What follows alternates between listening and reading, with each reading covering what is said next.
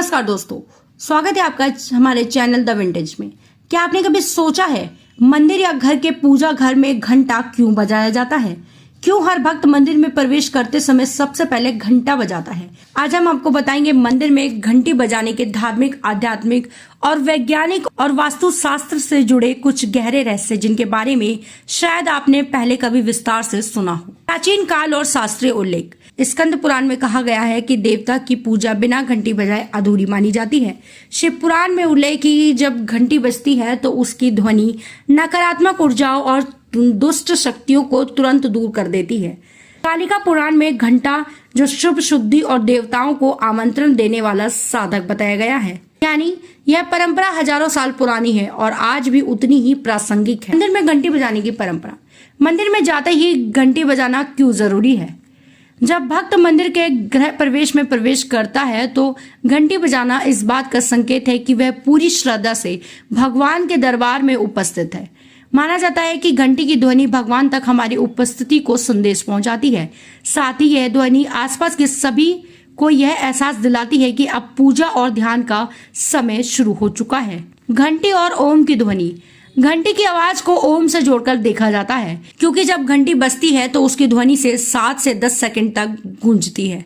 यह ध्वनि मस्तिष्क की तरंगों को शांत कर देती है और हमें ध्यान करने की अवस्था में ले जाती है। इसलिए इसे आध्यात्मिक साधना का एक शक्तिशाली साधन माना जाता है। वास्तुशास्त्र के अनुसार लाभ। अब जानते हैं कि घंटी का महत्व वास्तुशास्त्र में क्या है। पूजा घर में घंटी लगाने से घर में सकारात्मक ऊर्जा आती है। वास्तु कहता है कि घंटी उत्तर पूर्व दिशा या पूर्व दिशा में लगाना चाहिए।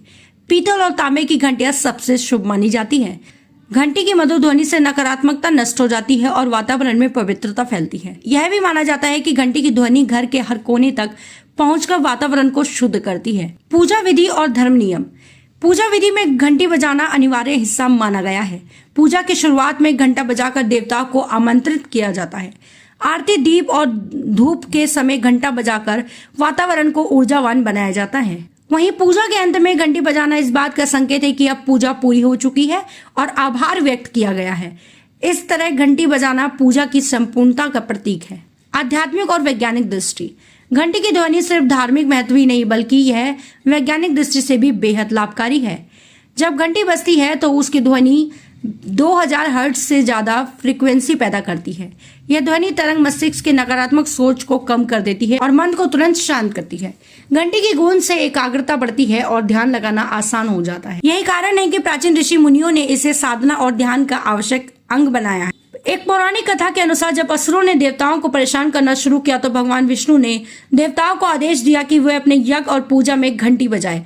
घंटी की दिव्य ध्वनि से दुष्ट शक्तियां दूर भाग गई और वातावरण फिर से पवित्र हो गया। यही कारण है कि घंटी बजाना आज भी दुष्ट और नकारात्मक ऊर्जा को दूर भगाने का प्रतीक माना जाता है।